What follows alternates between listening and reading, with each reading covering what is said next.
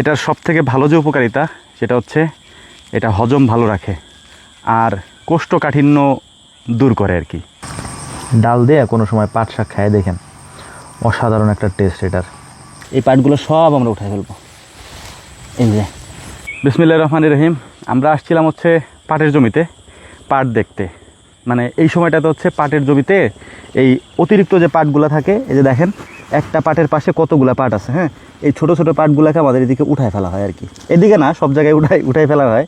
এই শুধুমাত্র এটার আমরা দুনে বলি, শুধুমাত্র এই যে বড় বড় পাটগুলো আছে এগুলোই থাকবে আর কি, নাইলে পাটের ফলন ভালো হয় না।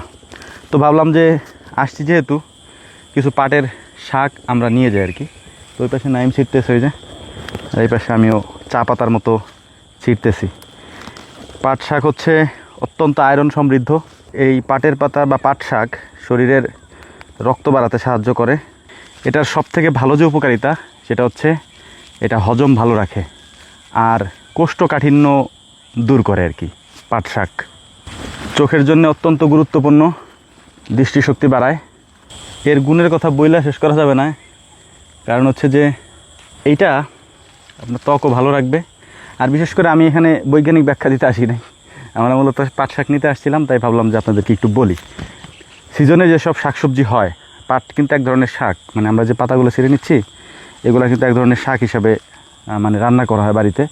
আমাদের এদিকে রান্না করা হচ্ছে ডাল দিয়ে আর কি। হ্যাঁ, তো ডাল দিয়ে রান্না করলে এটা অসাধারণ লাগে। স্বাভাবিকভাবে এদিকের মানুষ তেমন একটা খায় না।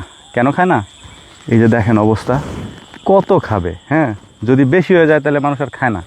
আপনার যত দূর চোখ যাবে শুধু পাট আর পাট। আমাদের এই পাশের যে পাথারটা আর কি, এটা ছোটো, আমাদেরই ধরেন এখান থেকে আমরা যেখানে দাঁড়ায় আছি আর কি, এখান থেকে নিয়ে ওই যে রাস্তা পর্যন্ত এই সম্পূর্ণ পাটের জমিগুলো আমাদের, আমরা বুনছি আর কি। এখানে মাঝখানে ভুট্টার জমি আছে একটা, আবার ওই সাইডেও সেম এরকম জমি থেকে নিয়ে শুরু করে রাস্তা পর্যন্ত পাটের জমি আছে এরকম।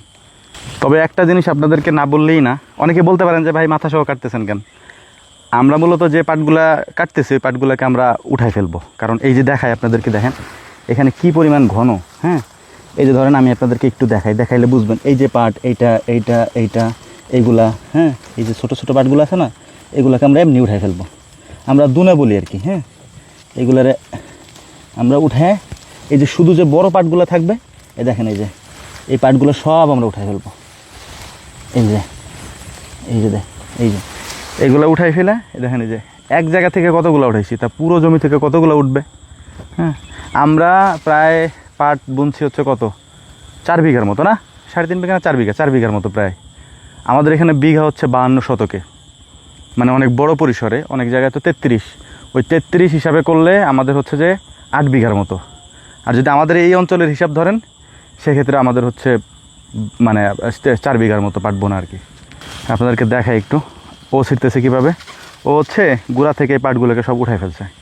কত পাট যে ফেলানো যাবে, মানে উঠাই ফেলাই দিতে হবে। আপনাদেরকে এই সাইডে এনে একটু দেখাই, এই দেখেন এইখানে ভেঙে এরকম ফেলাই দিতে হবে আর কি। হ্যাঁ, এই যে আইল না পাটের, এই পাটের আইল দিয়ে দেখেন প্রত্যেক আইলের পাশে পাশে পাট রাখা আছে, এবং এই পাটের জমির ভিতরেও আছে, মানে ভেঙে নিচে পা দিয়ে এরকম রেখে দেওয়া হয় আর কি।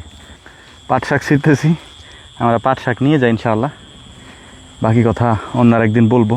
পাট যেহেতু আছে আপনাদেরকে দেখাবো, দেখবেন তো আপনারা ইনশাআল্লাহ। তো আলহামদুলিল্লাহ, এই হচ্ছে আমাদের পাট শাক, যেটা নিয়ে এসেছিলাম রাত্রের খাবার হিসাবে। পাট শাক আর লাল চালের জাউ, ডাল দিয়ে কোনো সময় পাট শাক খায় দেখেন, অসাধারণ একটা টেস্ট এটার।